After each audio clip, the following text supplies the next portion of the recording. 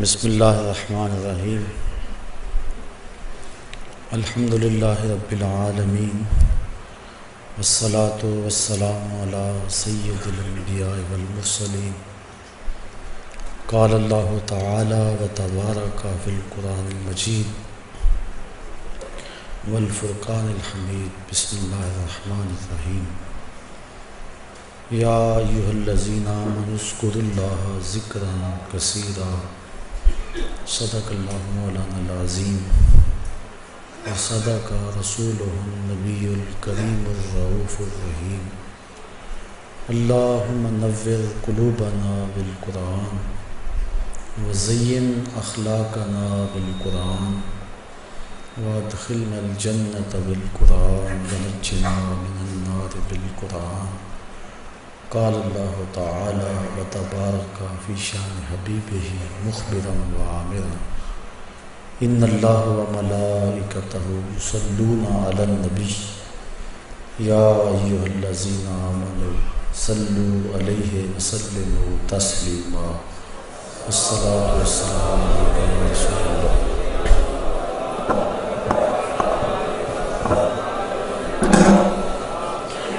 الصلاۃ والسلام علیک یا رسول اللہ وعلی آلک واصحابک یا محبوب رب العالمین۔ تمام حمد و ثنا، تعریف و توصیف اللہ جل مجدہ الکریم کی ذات پاک کے لیے، جو خالق کائنات بھی ہے اور مالک شش جہات بھی۔ اللہ جل وعلا کی حمد و ثنا کے بعد حضور نبی اکرم شفیع امم رسول محتشم نبی مکرم اللہ کے پیارے امت کے سہارے رب کے محبوب دانائے غیوب مالک رقاب امم فخر عرب و عجم والی کون و مقام سیاہ لا مقام سید انس و جاں سرور لالا رخاں نیر تاباں سرنشین مہوشاں ماہ خوباں شہنشاہ حسینہ تتیمائے دوراں سر خیل زہرہ جمالاں جلوائے صبح ازل نور ذات لم یزل باعث تکوین عالم فخر آدم و بنی آدم نیر بطحہ رازدار ما اوحا شاہد ما طغا صاحب علم نشرہ معصوم آمنہ احمد مجتبیٰ حضرت محمد مصطفیٰ صلی اللہ علیہ وسلم کے حضور ناز میں اپنی عقیدتوں ارادتوں اور محبتوں کا خراج پیش کرنے کے بعد واجب الاحترام ذوی الاحتشام برادران اسلام السلام علیکم ورحمۃ اللہ وبرکاتہ۔ ذکر کی فضیلت اور اس کے اثرات پر کچھ باتیں میں نے آج کی اس نشست میں آپ کے گوش گزار کرنی ہیں۔ بارگاہ رب العزت میں دعا ہے کہ مجھے حق کہنے کی اور ہم سب کو عمل کی توفیق عطا فرمائے۔ قرآن مجید کے جو بابرکت کلمات میں نے آپ کے سامنے تلاوت کرنے کا شرف حاصل کیا، اللہ تعالیٰ جل شانہ نے ان میں ارشاد فرمایا، اے ایمان والو، اللہ کا کثرت سے ذکر کرو۔ ذکر یاد کرنے کو کہتے ہیں۔ اللہ تعالیٰ جل شانہ کا ذکر کیا مفہوم رکھتا ہے؟ میرے خیال کے مطابق حضرت شیخ مجدد الفسانی علیہ رحمہ کا قول اس پہ قول فیصل ہے۔ آپ فرماتے ہیں، حقیقت الذکر رفع الغفلہ، ذکر کی حقیقت یہ ہے کہ غفلت زائل ہو جائے، ایک آن کے لیے بھی اپنے رب سے بندہ غافل نہ رہے، یہ مقصود ہے۔ چونکہ اگر غفلت زائل ہو گئی تو بندہ ہر لمحہ ہر آن ذاکر ہے، اس کی زبان ذکر کر رہی ہے یا نہیں۔ یہ آگے صورتیں ہیں ذکر کی، ذکر لسانی، ذکر قلبی، ذکر روحی، ذکر سری، ذکر خفی، ذکر اخفا، یہ اقسام ذکر ہیں۔ لیکن حقیقت ذکر غفلت کا زائل ہو جانا ہے، ایک دم بھی بندہ اپنے مالک سے غافل نہ رہے۔ اور حضرت سلطان باہو علیہ رحمہ فرماتے ہیں، جو دم غافل سو دم کافر، سن مرشد اے ہو پڑھایا ہو، ایک لمحہ بھی اس کی یاد سے غافل نہ رہو، چونکہ غفلت موت ہے، دل کو برباد کر کے رکھ دیتی۔ اللہ کے محبوب علیہ السلام نے ارشاد فرمایا، الشیطان جاسم علی قلب ابن آدم فاذا ذکر اللہ خنسا واذا غفل وسوسا۔ شیطان اولاد آدم کے دل پہ قبضہ جما کے بیٹھ جاتا ہے، جب یہ اللہ کا ذکر کرتا ہے تو بھاگ جاتا ہے، اور جب یہ ذکر الہی سے غافل ہوتا ہے تو دل میں وسواس ڈالنا شروع کر دیتا ہے۔ ملا علی قاری علیہ رحمہ مرقات میں اس حدیث کے تحت لکھتے ہیں، کیا وسوسہ سبب ہے غفلت کا یا غفلت سبب ہے وسوسے کا؟ بندہ غافل ہوتا ہے تو شیطان وسوسے ڈالتا ہے، یا شیطان وسوسے ڈالتا ہے تو بندہ غافل ہوتا ہے؟ غفلت کی وجہ سے وسوسہ پیدا ہوتا ہے یا وسوسے کی وجہ سے غفلت پیدا ہوتی ہے؟ ان دونوں میں سے کیا ہے؟ تو آپ فرماتے ہیں کہ حدیث کے لفظ ہیں اذا غفل وسوسہ، جب بندہ غافل ہوتا ہے تو شیطان وسوسے ڈالتا ہے، اس لیے یہ غافل نہ ہو تو شیطان کو موقع ہی نہ ملے۔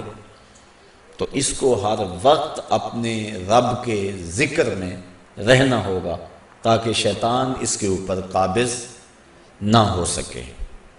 پھر ہر عضو بدن کا ایک الگ ذکر ہے۔ میں نے کل کی نشست میں علامہ اقبال کے روحانی مرشد مولانا روم نے جس شخص کی مدح و ستائش کی، حضرت شیخ فرید الدین عطار، اس کا تذکرہ آپ کے سامنے رکھا تھا۔ شیخ فرید الدین عطار فرماتے ہیں کہ ہر عضو بدن کا الگ ذکر ہے۔ فرماتے ہیں کان کا ذکر استماع قول حق، ذکر گوش، اللہ کے قول کو سننا، یہ کان کا ذکر ہے۔ تسبیح و تحلیل کرنا، یہ زبان کا ذکر ہے۔ قدرت الہی میں غور و فکر اور تدبر کرنا، یہ آنکھ کا ذکر ہے۔ دکھیوں مصیبت زدوں کی مدد کرنا، یہ ہاتھ کا ذکر ہے۔ مسجد کی طرف اور نیک مجالس کی طرف چل کے جانا، یہ پاؤں کا ذکر ہے۔ اپنے مالک کے لیے تڑپنا، اس کی آرزو میں مچلنا، یہ دل کا ذکر ہے۔ تو ہر عضو بدن کا ایک الگ ذکر ہے، اور اس عضو بدن کو اس ذکر میں مصروف رہنا چاہیے، اور کثرت سے ذکر اللہ کی رحمتوں کا بندے کو حقدار بناتا ہے۔ میرے اور آپ کے آقا و مولا حضور ختم المرتبت صلی اللہ علیہ وآلہ وسلم نے ارشاد فرمایا، ذاکر اللہ فی الغافلین کشجرۃ الخضراء فی وسط الحشیم۔ غافلوں میں اللہ کا ذکر کرنے والا ایسا ہے جس طرح سوکھی سڑی گھاس کے اندر شجر سایہ دار ہوتا ہے۔ اور ایک روایت جس کو امام طبرانی نے اپنی موجم میں بیان کیا، اس کے علاوہ بھی محدثین نے اس حدیث کو ذکر کیا ہے کہ جب کچھ لوگ اللہ کے ذکر کے لیے جمع ہو کے بیٹھتے ہیں تو اللہ کے کچھ فرشتے ہیں جو مجالس ذکر کو ڈھونڈتے ہیں. ان کی تخلیق کا مقصد یہ ہے کہ مجالس ذکر میں جائیں. آفاق کے کونے کونے اور گوشے گوشے میں وہ سیر میں رہتے ہیں ہر وقت، اور جہاں مجالس ذکر ملیں وہ پہنچ جاتے ہیں. تو جب کسی جگہ پہ ذکر ہو رہا ہو تو وہ فرشتے پہنچتے ہیں وہاں اور اپنے نوری پروں سے اس محفل کو ڈھانپ لیتے ہیں، اور اس غرض سے اور گھومنے والے فرشتوں کو آواز دیتے ہیں. وہ آواز بھی بیان فرمائی حدیث میں، کہتے ہیں ہلموا الی بغیتکم، ہلموا الی حاجتکم. اور میاں جس کو تم ڈھونڈ رہے ہو وہ تو یہاں ہے، ادھر آ جاؤ، تمہاری چاہت یہاں ہے. تو فرشتے پھر وہاں جمع ہونا شروع ہو جاتے ہیں، یہاں تک کہ اس مجلس سے لے کر آسمان تک فرشتوں کی قطاریں لگ جاتی ہیں. جو ذکر ہوتا ہے اس کو لے کر اپنے رب کے حضور فرشتے حاضر ہوتے ہیں. باوجود علم کے اللہ تعالیٰ پوچھتا ہے میرے فرشتوں کہاں سے آئے ہو؟ عرض کرتے ہیں مالک فلاں جگہ کچھ لوگ تیرے ذکر میں بیٹھے ہوئے تھے. اللہ تعالیٰ جل شانہ ارشاد فرماتا ہے کہ وہ میرے بندے کیا کرتے تھے؟ یا اللہ تیری تسبیح بولتے تھے، تیری بڑائی اور بزرگی بیان کرتے تھے. اچھا فرشتوں وہ چاہتے کیا تھے؟ مالک تیری جنت کے طالب تھے. اللہ تعالیٰ ارشاد فرماتا ہے کیا انہوں نے میری جنت کو دیکھا ہے؟ عرض کرتے ہیں مالک نہیں دیکھا. ارشاد ہوتا ہے اگر دیکھ لیتے. فرشتے عرض کرتے ہیں مالک پھر تو شدید اشتیاق ہوتا. اچھا اور کیا چاہتے تھے؟ یا اللہ تیرے دوزخ سے پناہ مانگتے تھے. میرے دوزخ کو انہوں نے دیکھا ہوا ہے؟ یا اللہ دیکھا نہیں. اگر دیکھ لیتے تو پھر تو بہت زیادہ ڈر اور خوف ان کے سینے میں آ جاتا. اللہ تعالیٰ ارشاد فرماتا تم گواہ ہو جاؤ میں نے اپنے ان بندوں کی مغفرت فرما دی. جب فرشتوں کو یہ مجدہ جاں فضا ان بندوں کی بخشش و مغفرت کا ملتا ہے تو وہ عرض کرتے ہیں کہ مالک اس مجلس کے اندر کچھ لوگ اس غرض سے نہیں آئے تھے. مجلس میں موجود کچھ لوگوں سے انہوں نے ملنا تھا تو وہ ان کے انتظار میں آ کے مجلس کے کونے میں بیٹھے رہے کہ جب وہ فارغ ہوں گے تو ہم ان سے ملیں گے. تو ان کا مقصد اور مقصود اس میں آنا نہیں تھا. تو اللہ تعالیٰ ارشاد فرماتا ہے کہ میرے بندوں میں نے اپنے ان بندوں کو بھی بخش دیا. کیوں؟ ہم القوم لا یشقی جلیسہم، کہ یہ ذکر کرنے والے ایسی قوم ہیں کہ جن کے پاس بیٹھنے والا بھی بدبخت نہیں رہتا. اٹھ فریدا ستیا تے میلا ویکھن جا، وت کوئی بخشیا مل جاوے تے تو ہی بخشیا جا. کہا یہ میرے ذکر والے بندے وہ ہیں کہ جن کے پاس بیٹھنے والا بھی بدبخت نہیں رہتا ہے. حضرت خواجہ محمد امین شاہ رحمۃ اللہ تعالی علیہ آپ اللہ تعالیٰ جل شانہ کے انوار و تجلیات کا تذکرہ کر رہے تھے اور اہل اللہ کی صحبت اور مجلس میں بیٹھنے کے فیض کو بیان کر رہے تھے. ایک شخص جو عقل کے بل بوتے پہ سوچنے کا عادی تھا وہ کہنے لگا جو شخص ذکر کرتا ہے اس کو تو برکت ملے گی، لیکن جو پاس بیٹھا ہے اس نے تو ذکر کیا ہی نہیں تو اس کو برکت کیسے ملے گی؟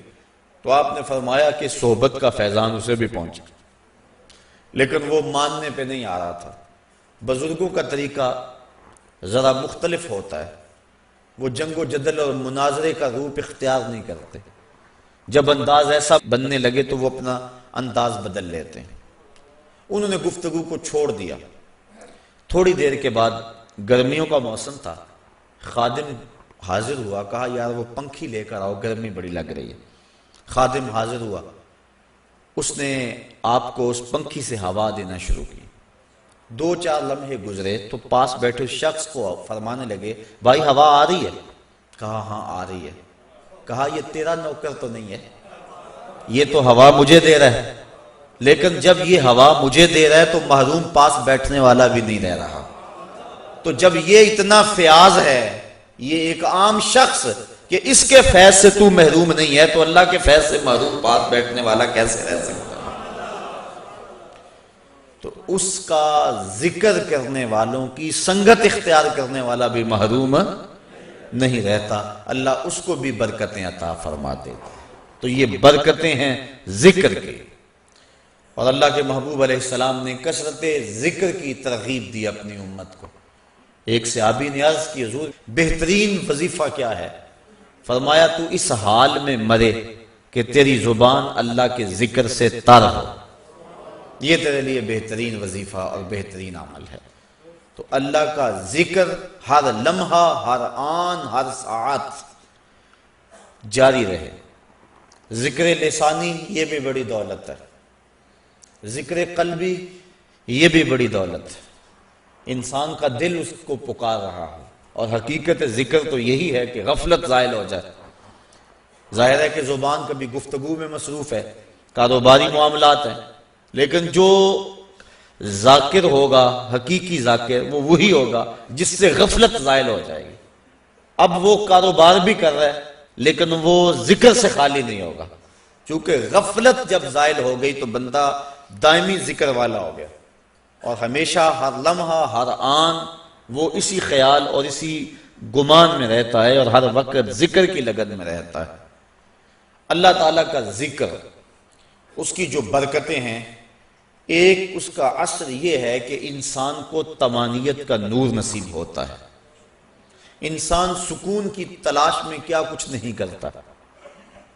آج کل لوگ مری جا رہے ہیں کہ وہاں موسم کے لطف سے مالا مال ہوں، کوئی پربتوں کی کتاروں میں سکون تلاش کرتا ہے، کوئی عالی نصب کوٹھیوں میں سکون تلاش کرتا ہے، کوئی خوبصورت عورت کے پہلو میں سکون تلاش کرتا ہے، کوئی دولت کے انبار میں سکون تلاش کرتا ہے، اقتدار کی بچھی ہوئی مسندیں سکون آور سمجھی جاتی ہیں، لیکن پوچھ لو ان سب کو کہ سکون ہے؟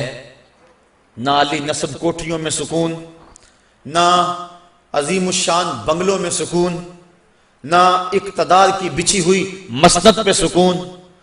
سکون بندہ وہاں سے ڈھونڈ رہا ہے جہاں سکون ہے ہی نہیں۔ کیسے سکون ملے گا؟ سکون باہر سے نہیں آتا، سکون کے سوتے تو اندر سے پھوٹتے ہیں۔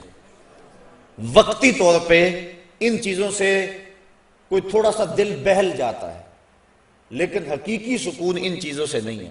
اقتدار مل گیا، دولت مل گئی، شہرت مل گئی، عزت مل گئی، تو وقتی طور پہ جو ہے وہ خوشی ہوئی، اور اس کو بندہ بعض کا سکون سمجھ لیتا ہے، لیکن وہ سکون نہیں ہوتا، وہ وقتی ایک مسرت ہوتی ہے جو زائل ہو جاتی ہے۔ سکون کے سوتے اندر سے پھوٹتے ہیں۔ میں مثال دیا کرتا ہوں کہ جتنی مرضی بارش برسے، کبھی بارش کے پانی سے کنواں نہیں بھرتا، اوپر سے جتنی مرضی بارش آئے، کوئی چند قطرے پانی کے کنویں کے اندر آ جائیں گے۔ کنواں کیسے بھرتا ہے؟ نیچے سے جو سوتے پھوٹتے ہیں وہی کنویں کو مالا مال کرتے ہیں۔ اسی طرح سکون کے سوتے باہر سے نہیں اندر سے پھوٹتے ہیں، اور وہ دل سے پھوٹتے ہیں۔ اس لیے فرمایا الا بذکر اللہ تطمئن القلوب، اگر سکون ڈھونڈتے ہو اس کا نام جپو، تمہارے دکھی دل کو قرار آ جائے۔ تو سکون اس کی یاد میں ہے، سکون اس کے ذکر میں ہے۔ اور بعض عقل پرست لوگ کہتے ہیں کہ یاد کرنے میں، ذکر کرنے میں سکون کیسے ملے گا، جبکہ موجودہ سائنس نے اس بات کو تسلیم کیا ہے کہ جو الفاظ ہیں ان کے اثرات ہوتے ہیں۔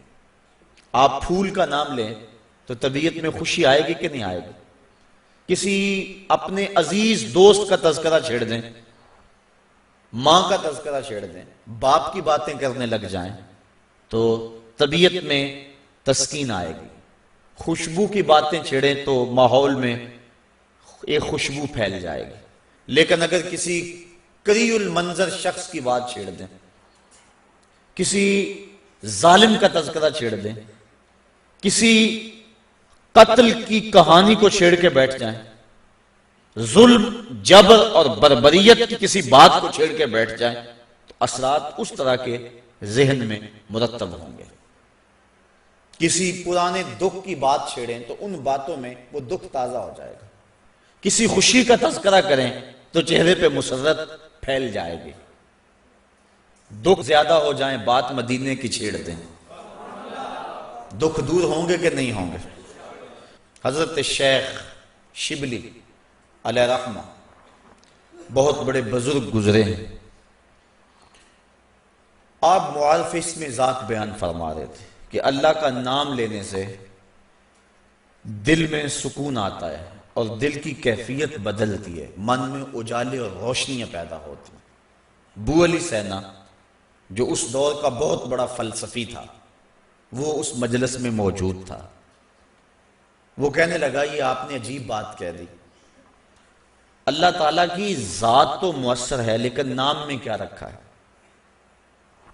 ہمارے جو فلسفی حضرات ہیں وہ ہر چیز کی 4 شکلیں بیان کرتے ہیں، ہر شے کی 4 شکلیں ہیں، ایک شکل خارجی، ایک شکل ذہنی، ایک شکل کتابی اور ایک شکل لفظی۔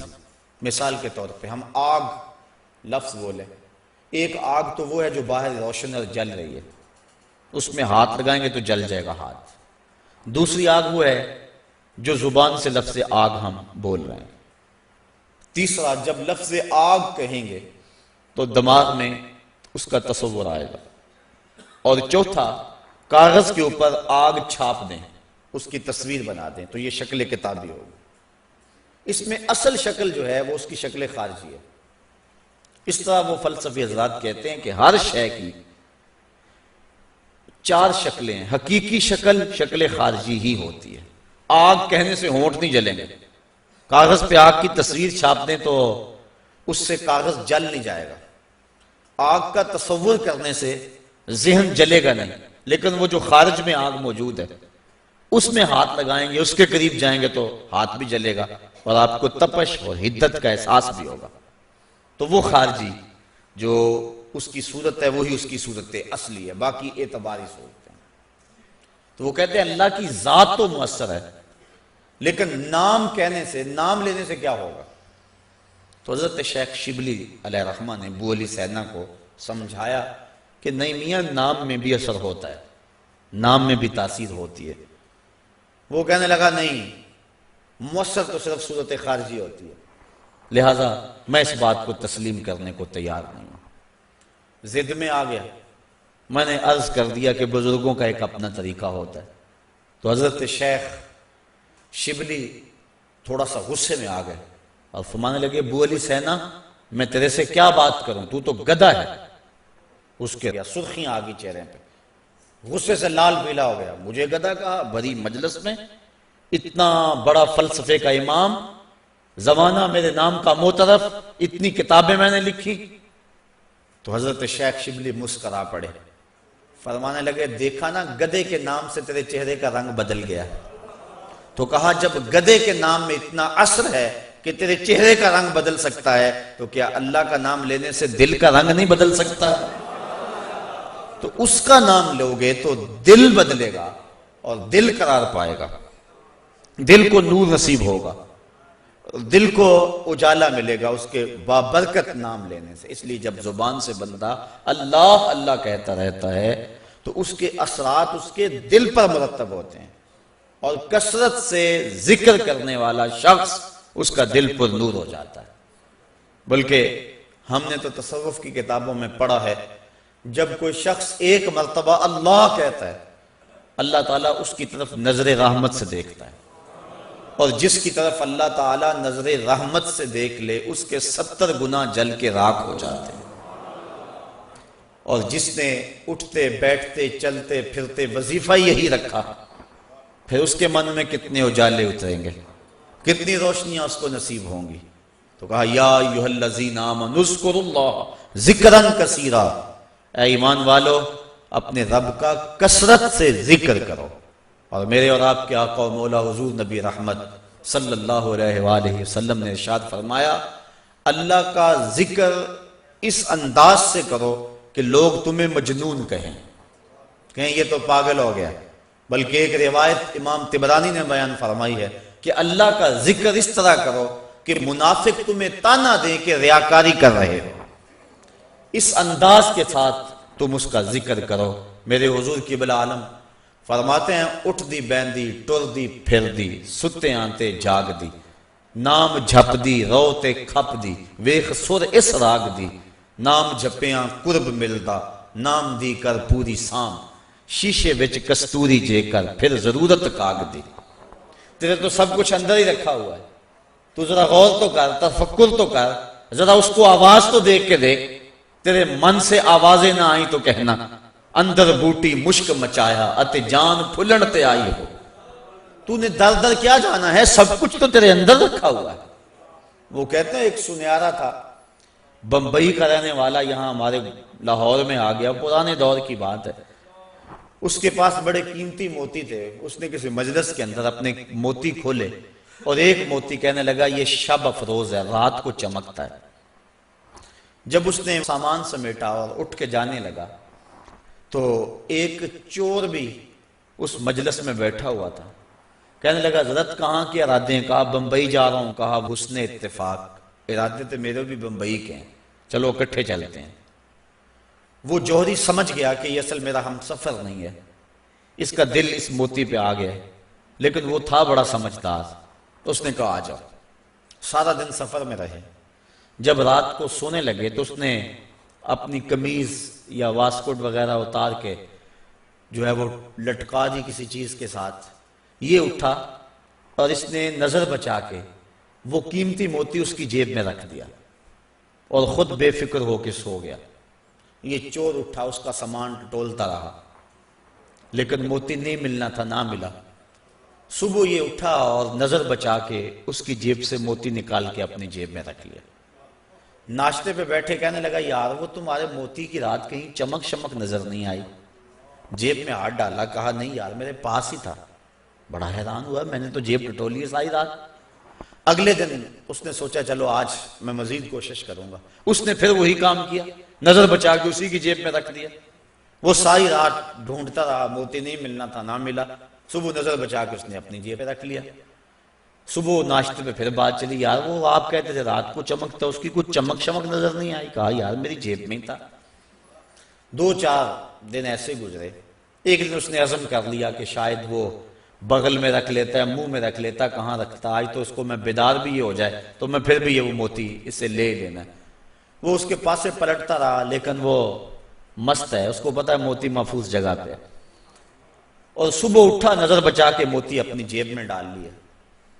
اس نے پھر بات کی، اس نے کہا کہ یار وہ میرے پاس ہی تھا۔ اس نے کہا میں آج سچی بات بتاؤں، میں تیرا ساتھی نہیں تھا، میں تو تھا چور، میں تو چور تھا، اس موتی کی غرض میں تیرے ساتھ ہو لیا تھا، لیکن آپ تو میرے بھی استاد نکلے، میں نے بڑی محنت کی، مجھے 3 دن ہو گئے موتی نہیں ملا، میں آپ کو استاد مانا، آپ مجھے بتائیں کہ موتی آپ رکھتے کہاں تھے؟ اس نے کہا میاں تو اوروں کی جیبیں ٹٹولتا رہا، کبھی اپنی جیب میں بھی تو ہاتھ ڈال دیا ہوتا، نہ مسجد وچ نہ مندر وچ، لب یار نو اپنے اندر وچ، سب کچھ تو تیرے اندر ہے، تو اوروں کی جیب میں ٹٹولتا رہا۔ سلطان ابو فرماتے ہیں نہ کر منت تو خواج خضر دی، تیرے اندر آب حیاتی ہو۔ اور کبھی فرماتے ہیں وچے ہی بیڑے وچے ہی چیڑے وچے ہی ونج مہانے ہو، 14 طبق دلے دے اندر تمبو وانگو تانے ہو، سب کچھ تو تیرے اندر ہے۔ اور اقبال کہتا ہے خود ہی کا نشیمن تیرے دل میں ہے، فلک جس طرح آنکھ کے تل میں ہے، یہ سب کچھ تو انسان کے اندر رکھا ہوا ہے، بس تھوڑی سی توجہ کرنے کی دیر ہے۔ دل کی تختی پہ اس کا نام لکھا ہوا ہے۔ میں نے اس نے عرض کیا تھا کہ اقبال نے کہا تھا حکیم نیٹشے کے بارے میں، قلب او مومن دماغش کافر است، اس کا دل مومن تھا، دماغ کافر، لیکن ہر شخص کا دل مومن ہوتا ہے۔ تو اس دل کی ایک ایک پرت پہ رب کا نام لکھا ہوا ہے۔ اور کافر کو کافر اس لیے کہتے ہیں کہ وہ اس حقیقت کو چھپا دیتا ہے۔ یہ جو کاشتکار زمین کو کھود کر اس کے اندر بیج رکھتا ہے نا، اس کو بھی عربی میں کافر کہتے ہیں، کاشتکار کو بیج کو چھپانے والا۔ تو کافر کو کافر اس لیے کہتے ہیں کہ وہ حق کو چھپاتا ہے۔ تو ہمارے سینے کے اندر ہمارے رب کا نام موجود ہے، اور دل تو ٹھکانہ ہی اس کا ہے، دل تو بنایا ہی اس لیے ہے کہ یہ اللہ کا عرش بنے۔ اور وہ فرماتا ہے کہ میں زمین و آسمان میں کہیں نہیں سماتا، مجھے ڈھونڈنا ہو تو مومن کے دل میں تلاش کرو۔ دلوں کے اندر اس کے ڈیرے اور اس کے بسیرے ہیں۔ تو اس کا ذکر کر کے دل جلا پاتا ہے، دل تسکین پاتا ہے، دل میں روشنی ہوتی ہے۔ تو ہمارا مزاج یہ ہونا چاہیے کہ اٹھتے بیٹھتے چلتے پھرتے اس کے ذکر کو ہم حرز جاں بنا لیں۔ جب بندہ ایک مرتبہ کہتا ہے سبحان اللہ، زمین آسمان کے درمیان جتنا فاصلہ ہے سارا نور سے بھر جاتا ہے۔ یہ برکتیں ہیں ذکر کی۔ اس کا نام تو لے، کوئی معمولی نام ہے؟ جب زبان پہ اللہ کہتا ہے 14 طبق روشن ہو جاتے ہیں۔ یہ اتنا بڑا نام ہے، یہ اتنا بڑا وظیفہ ہے کہ اس سے بڑا کیا وظیفہ ہو سکتا ہے؟ اس کا نام، اس کا ذکر۔ تو فرمایا اللہ کا ذکر اتنی کثرت سے کرو کہ لوگ تمہیں کہیں مجنون ہیں، اور منافق تمہیں ریاکاری کے طعنے دے۔ تم اٹھتے بیٹھتے چلتے پھرتے اس کے ذکر کو حرز جاں بنائے رکھو، یہی تمہارا سرمایہ ہے، یہی تمہارا وظیفہ ہے۔ دکھے ہوئے دل کا بھی یہی علاج ہے، پریشان خاطری کا بھی یہی علاج ہے۔ اندر کی کالک اس کے ذکر سے دھلتی ہے۔ حضور فرمایا لِكُلِّ شَيْءٍ سَقَالَةٌ وَسَقَالَةُ الْقُلُوبِ ذِكْرُ اللَّهِ۔ ہر شے کا زنگ دور کرنے کے لیے کچھ نہ کچھ بنایا گیا۔ کپڑے کو میل لگ جائے تو صابن یا سرف سے دھوتے ہیں، اس طرح لوہے کو زنگ لگ جائے تو ریگ مار سے صاف کرتے ہیں۔ ہر شے کا زنگ دور کرنے کے لیے کچھ نہ کچھ ہے۔ فرمایا دلوں کو زنگ لگ جائے تو اللہ کا ذکر کرو، تمہارے دل ستھرے ہو جائیں گے۔ وَسَقَالَةُ الْقُلُوبِ ذِكْرُ اللَّهِ۔ دل کی سقالت، دل کے زنگ کو دور کرنے کا جو آلہ ہے وہ اللہ کا ذکر ہے۔ جب انسان ذکر کرتا ہے تو دل جلا پاتا ہے، دل روشنی پاتا ہے۔ گناہ سے دل میلا ہوتا ہے۔ روایت میں آتا ہے جب انسان گناہ کرتا ہے تو اس کے دل میں ایک سیاہ نقطہ لگ جاتا ہے، اگر وہ توبہ کے آنسوؤں سے اس کو دھو لے تو اس کا دل شفاف ہو جائے گا، اور اگر وہ توبہ نہیں کرتا اور تکرار گناہ کرتا ہے تو اس نقطے کے ساتھ ایک اور نقطہ لگ جاتا ہے۔ وہ غیر مرئی نقطہ ہے، ہم اپنی آنکھوں سے نہیں دیکھ سکتے، لیکن وہ دل کے اوپر پھیلتا چلا جاتا ہے۔ گناہ پر گناہ اس کے دل کو سیاہ کر دیتا ہے۔ پھر ایک ایسا موقع بھی آتا ہے کہ اسے بدی اور نیکی میں تمیز ختم ہو جاتی ہے۔ جو شخص پکا نمازی ہو، نماز چھوٹ جائے اس کی تو اس کی زندگی میں جو چین ہوتا ہے وہ لٹ جاتا ہے۔ جتنی دیر تک نماز پڑھ نہیں لیتا اتنی دیر تک اسے سکون نہیں آتا۔ جس شخص کے ضمیر پر ظلم کا داغ نہ ہو وہ کسی کو گالی بھی دے بیٹھے تو خود پریشان ہو جاتا ہے، کسی کو تپڑ بھی مار بیٹھے تو خود پریشان ہو جاتا ہے۔ جتنی دیر تک اس سے معذرت نہیں کرتا اسے سکون نہیں آتا۔ اسی طرح اللہ تعالیٰ نے یہ دل کو پاک پیدا کیا ہے، یہ ہم نے آ کے اس کو گندا کیا ہے۔ نفس پلیت پلیت چا کیتا اساں اصل پلیت تا ناسے، نفس نے ہمیں پلیت کر دیا، ہم تو پاک آئے تھے، ستھرے آئے تھے۔ اور میاں صاحب علیہ رحمہ فرماتے ہیں چٹی چادر پھمنا والی تے داغ نہ لاویں جنیاں، پھر نہ آکھیں حشر دہاڑے حال ربا کی بنیا۔ تو یہ چٹی چادر ہے بالکل، تو اس کے اوپر کہیں داغ نہ لگا بیٹھنا، اور اگر اس کے اوپر داغ پہ داغ لگ جائیں اور دل سیاہ ہو جائے تو پھر حق و باطل کی تمیز ختم ہو جاتی۔ پھر گناہ پہ گناہ کرے اسے پتہ نہیں ہوتا، چونکہ جو پہلے ہی داغ چادر ہو ایک اور دھبا لگ جائے گا تو کوئی پریشانی نہیں ہوگی۔ چٹی چادر پہ معمولی سا داغ بھی لگے گا تو ہر ایک کو نظر آئے گا، محسوس کیا جائے گا کہ یہ داغ لگا ہوا ہے۔ اس لیے گناہ کرنے کا جو شخص مزاج بنا لیتا ہے اس کے لیے گناہ مشکل نہیں رہتا، بلکہ روایت میں آتا ہے کہ جب مومن گناہ کرتا ہے تو اس کی حالت یہ ہوتی ہے جس طرح احد پہاڑ کے نیچے آ گیا کہ ابھی اوپر سے وہ گر جائے اور اسے کچل دے گا۔ اور منافق جب گناہ کرتا ہے تو وہ یوں محسوس کرتا ہے جس طرح جو ہے مکھی بیٹھی تھی اور اس نے اس کو اڑا دیا۔ تو ہم دیکھیں کہ ہمارا دل کہیں اتنا سیاہ تو نہیں ہو گیا، اللہ کے حکموں کو توڑے میں پرواہ نہ ہو، نماز چھوڑے ہمیں پرواہ نہ ہو، آنکھ بھٹک رہی ہو ہمیں پرواہ نہ ہو، خیال بہک رہا ہو ہمیں پرواہ نہ ہو، زبان گند بول رہی ہو ہمیں پرواہ نہ ہو، ذہن غلط سوچ رہا ہو ہمیں پرواہ نہ ہو، کسی پہ ظلم جبر کا بازار گرم کیے ہوئے ہوں، کتنوں کے دل توڑ رہے ہوں، کتنوں کو ستا رہے ہوں اور پھر بھی چین کی نیند سو جائیں، پھر اس کا مطلب یہ ہے دل سیاہ ہو گیا ہے کہ کسی کو دکھ دے کر بھی دکھ نہیں ہوتا، کسی کو اذیت دے کر بھی تکلیف نہیں ہوتی، کسی کا مال لوٹ کر اور خون پی کر بھی آرام سے یہ سو جاتا ہے۔ یہ ہے اس کی کیفیت، تو پھر دل سیاہ ہو گیا۔ اب اس دل کی سیاہی کیسے مٹے گی؟ توبہ کے پانی سے۔ جب اشک ندامت گرتا ہے تو دل کے میل دھو دیتا ہے۔ اور دوسرا وَسَقَالَةُ الْقُلُوبِ ذکر اللہ، اور دلوں کی ثقالت، دلوں کا زنگ اللہ کے ذکر سے اترتا ہے۔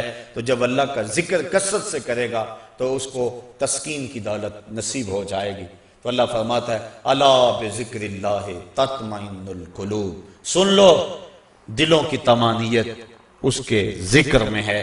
اور فرمایا کچھ رجال ایسے ہیں، کچھ اللہ کے بندے ایسے ہیں کہ اللہ کا ذکر اس انداز میں کرتے ہیں کہ بیع و شراء اور تجارت ان کو اللہ کے ذکر سے روکتی نہیں ہے، یعنی وہ کام بھی کر رہے ہوتے ہیں اور ذکر بھی کر رہے ہوتے ہیں۔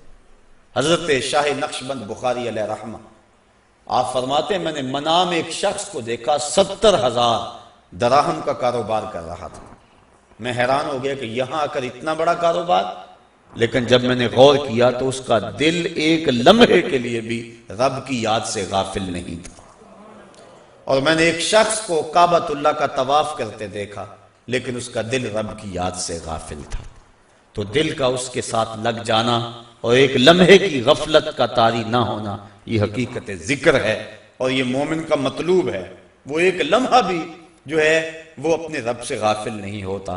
غفلت اس کی موت ہے۔ غفلت ہوگی تو شیطان آئے گا، غفلت ہوگی تو وسوسہ آئے گا، غفلت ہوگی تو گناہ سرزد ہوگا، لہذا وہ غافل ہی نہ ہو۔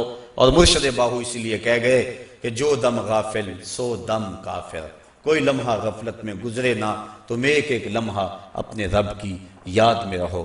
تو ارشاد فرمایا یا ایھا الذین آمنوا اذکروا اللہ ذکرا کثیرا، اے ایمان والو کثرت سے اپنے رب کا ذکر کرو، اس کا نام کثرت سے لیا کرو۔ اللہ مجھے آپ کو کثرت سے ذکر کی توفیق عطا فرمائے۔ آج کل ماحول ایسا مل گیا ہے، شیطان بند گیا، رمضان کا ماہ صیام ہے، اترتے ہوئے نوار، برستی ہوئی نور کی بارش، سحری کا موسم کتنا حسین ہوتا ہے، افطار کے لمحے کتنے خوبصورت ہوتے ہیں، اور جب تراویح کھڑی ہوتی ہے تو کیسے نور اترتا ہوا دکھائی دیتا ہے۔ کاش کہ ان لمحوں کو میں اور آپ غنیمت سمجھیں۔ ساتھیو زندگی کٹ رہی ہے تیزی، میں نے کل بھی کہا تھا، پرسوں بھی، برف کی طرح گزر رہی ہے، اور لمحہ لمحہ ہم قریب ہو رہے ہیں موت کے۔ رمضان کے لمحوں کو غنیمت سمجھ لو اور اپنی ما قبل کی زندگی کو دیکھو اور مستقبل کی منصوبہ بندی کرو، اور اپنے رب کے ذکر سے اپنے من کے اجالوں کا سامان کر لو۔ اللہ مجھے آپ کو اپنے ذکر کی لذتوں سے سرشار کر دے۔ کار ما آخر شدو آخر زما کار نشد، مشتے خاک ما غبارے کوچائے یار نشد۔